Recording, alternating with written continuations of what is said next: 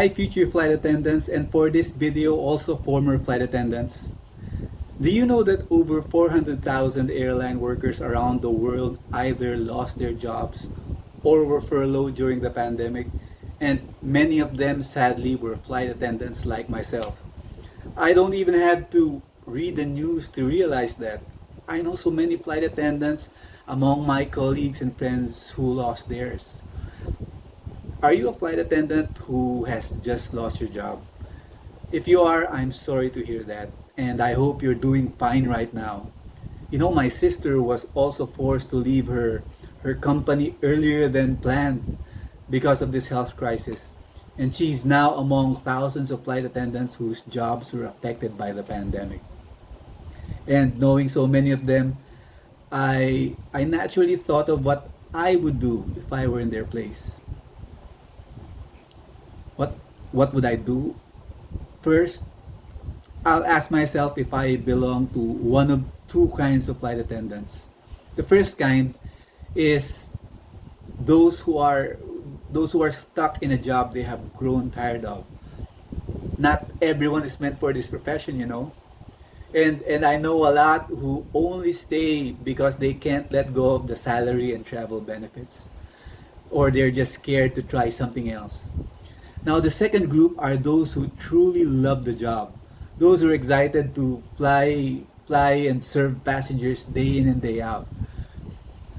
Now, if I belong to group 1, then I would be glad the pandemic did something for me that I've always wanted to do but couldn't, which is to leave my job and look for something that suits me better. But if I belong to group 2, then I would really be hurting and missing the skies right now. The first thing I would do is take a short break. Maybe a few months if I can financially afford it, just to clear my head.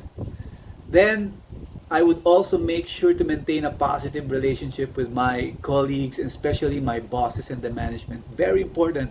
Trust me, having a bad relationship with your colleagues, the management, your bosses, and the company, it's always a bad idea. I mean, don't be a thorn on their side. Because I'll ask you, what if you do, the first thing you're going to try to do when there's a thorn on your side, right? And what good will it do you? What good will it possibly do you if you antagonize the very people who have the most power to help you? Now, going back after my short break, then I would look for a job that is aligned with my interests or passion. And if there aren't available, I would also try others.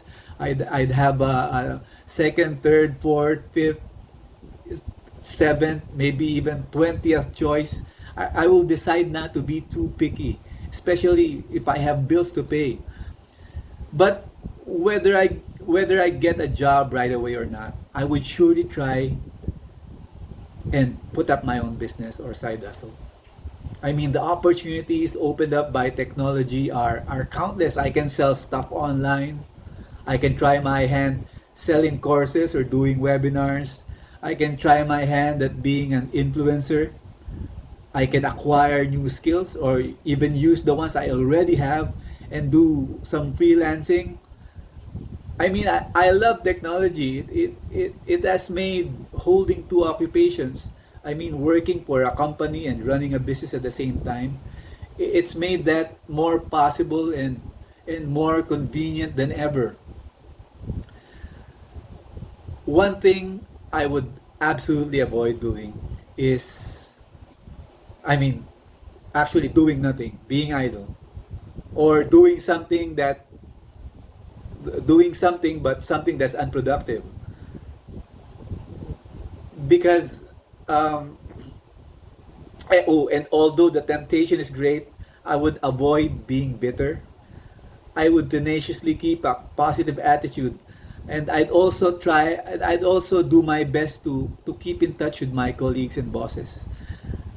And I'll also keep my mind open and my eyes peeled for opportunities. You know, the street I live in, it's a short street, maybe around 400 meters. You'll find nice houses in parts of it, but there are portions that are eyesores. So when I'm out getting some fresh air, I would always face the part that looks nice. because because when I go out, by simply turning around without leaving the spot I'm standing, the view is not so nice. In fact, it's quite ugly. So why would I even look that way? I mean, two people can be standing in the very same spot in the street and have very different impressions of our street. The same street, depending on the direction they're looking. Sometimes, when you're in a bad situation that you can't get out of, you make it worse by focusing on the bad things. But if you would only look, but if you would only look around, sometimes it's only a matter of looking in the right direction for you to see the positive and spot opportunities. And sometimes people are so transfixed at what they lost that they become blind to the things they can gain. So you just lost your wings. That's bad, I agree. But don't dare to tell me it's all bad.